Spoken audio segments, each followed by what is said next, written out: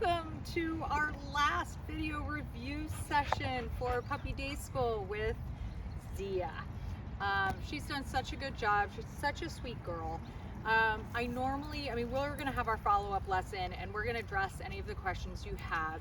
But I normally like to point out that, our goal in puppy school is obviously socialization, working on getting through those first couple of months that are really challenging, just in terms of how much you have to be around your puppy. But in addition, hey, we're setting a really solid foundation for their obedience skills. And that being said, it is truly just kind of the beginning of their training journey. I want to make it really clear that my goal is to really have you do some kind of continuing education through a minimum of adolescence, which brings you up to maybe 2+ years. And that doesn't mean you have to be working with a trainer or taking classes all the time, but you're going to find that different challenges happen along their development that you're not going to really know what to do with, because they're new and they're different. And the more your puppy gets out and engages in the world, the less important you become, unless you're really working on getting that puppy to still see the value in paying attention to you, choosing you over other things in their environment. That's what really becomes challenging as we're getting into kind of a 6-month to forward in through adolescence. And just like a teen adolescent, we're looking at dogs who choose to do other things, even though theoretically they kind of know what they should be doing. So think about, what is that going to look like for you guys moving forward? So I just want to quickly review some of the things that we've been working on. You never give up practicing your foundation skills. The more you get out in the world and about, you are really going to need those. You're going to need, so I'm going to work here for a second. Look what I got, Zia. Go find that. Working on being out and about. Zia! Yes! Working on name game. As we're walking along, working on pop, pop, pop, pop, pop, touch, touch. Building up multiple hand targets. Yes, good job on our walk. Hi, sit.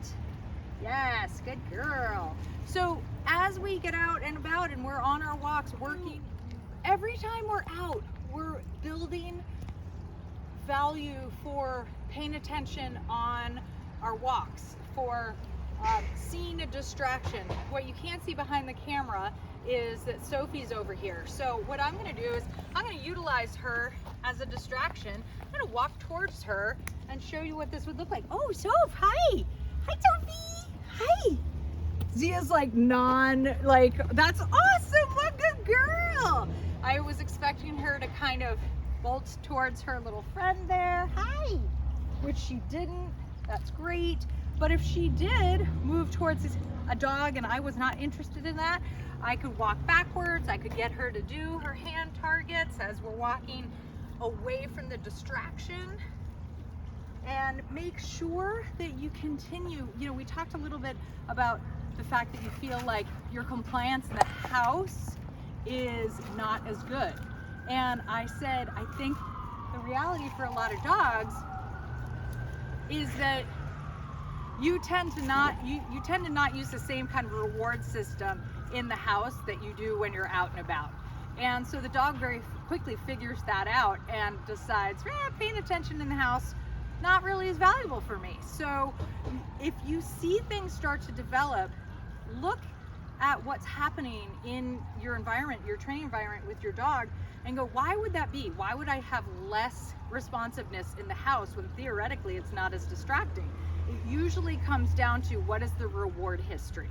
So when I start to see things like that, I might double down on my efforts to really make sure everybody in the household is working on things like name game, come when called in the house, and really amp up the rewards so that we can kind of get through that choice of your dog to kind of ignore things in the household.